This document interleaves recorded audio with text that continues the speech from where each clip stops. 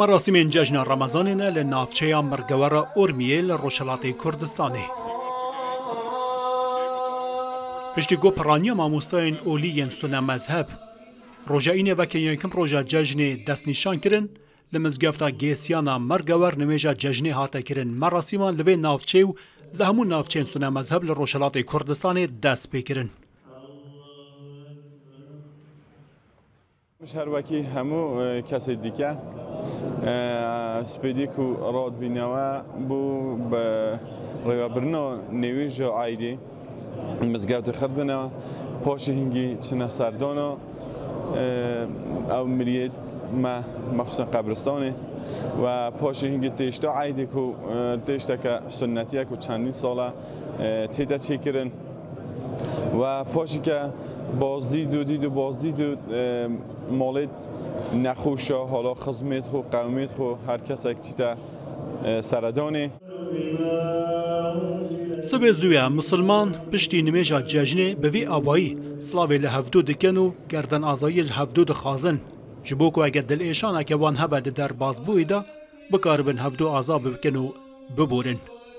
مراسم راز بجه چون تنها مراسم که مختص به گند دزیه و جماعت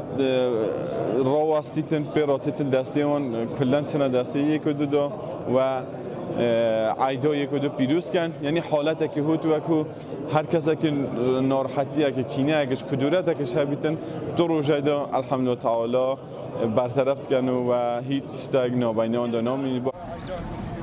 در کردستان یک جنریتن کون سردان خلکیه جبو سر گورا مرین خواه دست به زویده.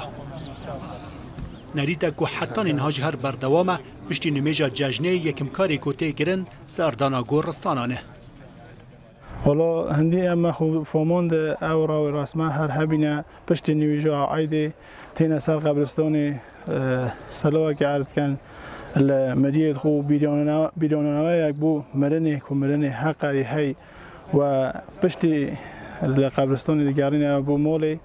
بو نان خورنه افسانه هر قدیم ایام ده هر هبیه و بو بیلیماجی بجیگه هندنه.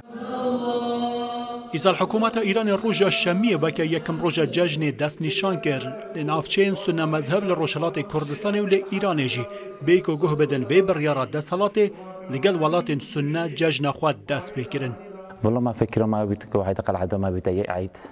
نجزور جماعة ما عيدت هاي بريد كان بيجي مشنا عيد مانيا السبايا أو خطر خاصة معلومات الإسلام أواك ونجيك رأيك فكر بمثلا دين الإسلام كو نكهد تفرقة ودودلي. ما مستعين أولي ويكي بجداهي ودوباركي نابينن ودبيجن ده همو سردمان ده او جداهی هبویه لنافچهین جدا لگوری جغرافیا و دیتنا هیوه و تشتکی آساییه. ده زمانش ده اختلاف هبیه یعنی بلکه مسلمان وقتی که به روژی بینه لجیه که پشت هنگی کچوینه مدینه منوره وی داری اوانه روژی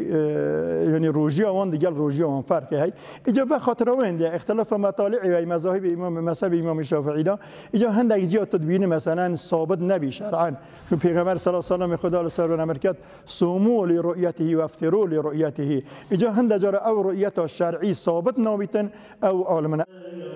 ایسال همون نافچین روشلات کردستانی سنی مذهب روژا اینه یکم روژا جشن رمضانی بود. لیل نافچین که شیعه مذهب لید مینن روشلات کردستانی لگل ایرانی که دستالات و شیعه مذهب و روژا شمیه بکن یکم روژا جشن رمضانی.